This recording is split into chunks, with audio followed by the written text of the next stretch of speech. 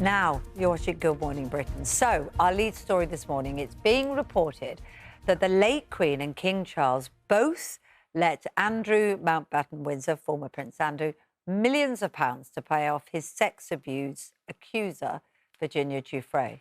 According to The Sun, who's run this story, has yet to pay a penny of it back, because these were loans, they say, not gifts. And it all comes as prosecutors are speaking to police over allegations that the former prince may have shared highly confidential trade information with the convicted paedophile Jeffrey Epstein. This is based on some of the emails which have been released in recent days. Andrew, of course, has consistently denied any wrongdoing. Well, the royal historian and author of Andrew's unauthorised biography, Andrew Lownie, joins us now. Morning again, Good morning. Mr. Lownie. Nice to see you. So, according to The Sun, which is running big on this morning, this figure of £12 million, which has been widely reported as to being the amount that Andrew paid Virginia Giuffre to shut up and go away, breaks down like this. £7 million was a loan from his mother. £3 million was a loan from the estate of his late father, Philip, and between £1 and £2 million came, as it were, in cash from his big brother, Charles, the King. As I say, all loans, not gifts. Are you surprised by this breakdown this morning? No, it's actually in my book. No one seems to notice it. I mean, I think one of the interesting things is we're now getting confirmation of all the things in my book from these releases. No, but it is interesting, and the fact that he hasn't paid it back. But it does show that the whole family is compromised by his activities. And so when Charles says he's going to cooperate with the police, I do hope he does, because he hasn't so far. They've known about this problem for about 15 years.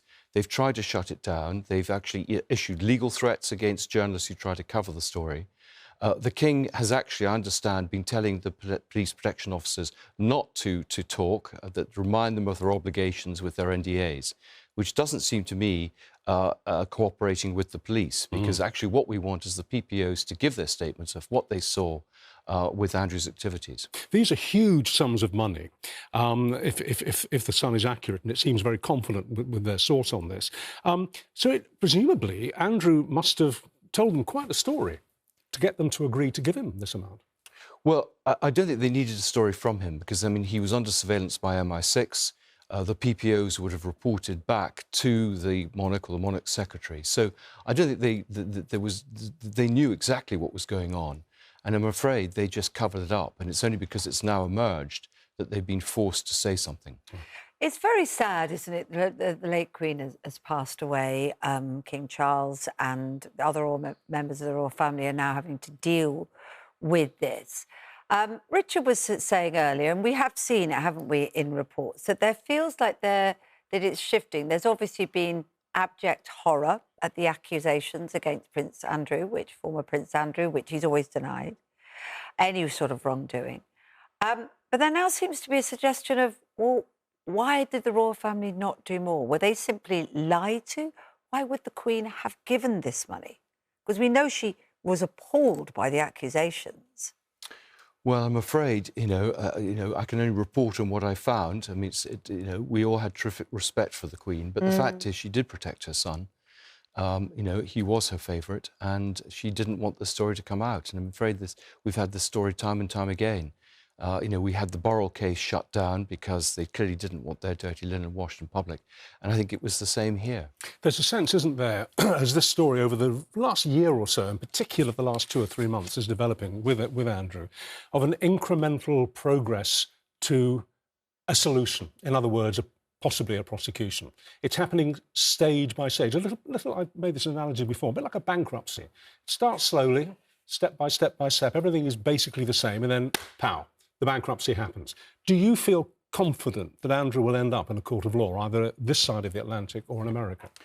No, I'm not. I mean, I think this has been driven by people pressure, by social media. I mean, I think there's a good case to investigate him, to charge him, and frankly, to convict him on both the financial and the sexual misdemeanours.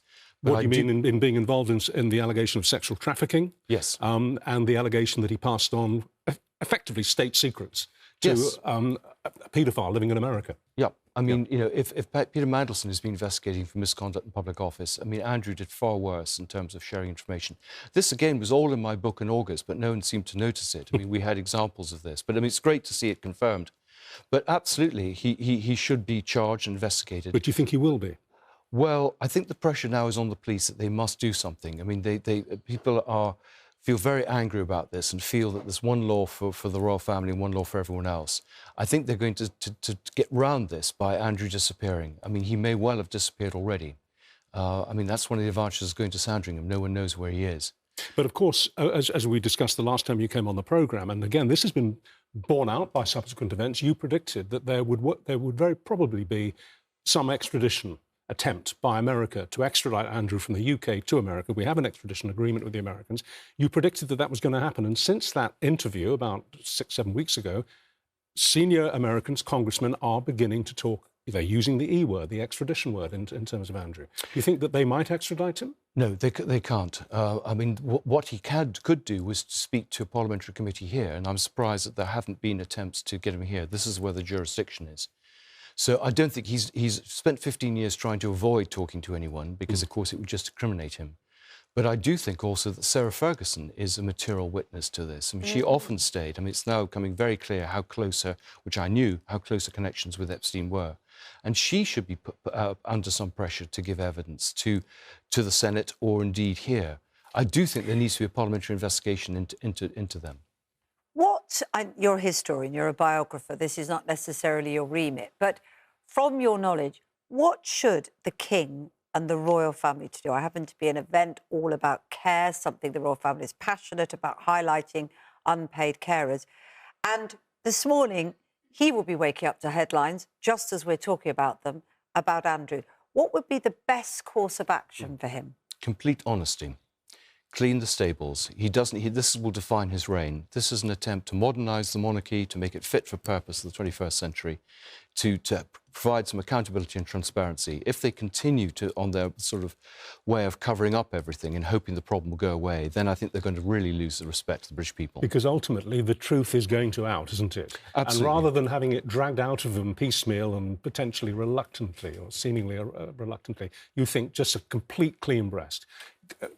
I mean, release documents showing when Epstein stayed at the palace, from the palace's point of view. Absolutely. Yeah. They've got all these records. I mean, in the past, when people have tried to get these records, they've been said that they're covered by national security or been destroyed.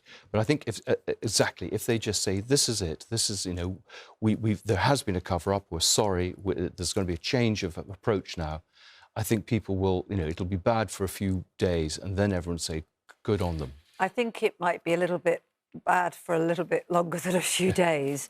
And it's not very royal, is it, to do that? So it will be changing things in a lot of ways, but interesting advice. Well, who knows what we'll be talking about specifically to do with Andrew the next time you join us in the studio. Who knows? It all seems to be moving in one direction, though, doesn't it?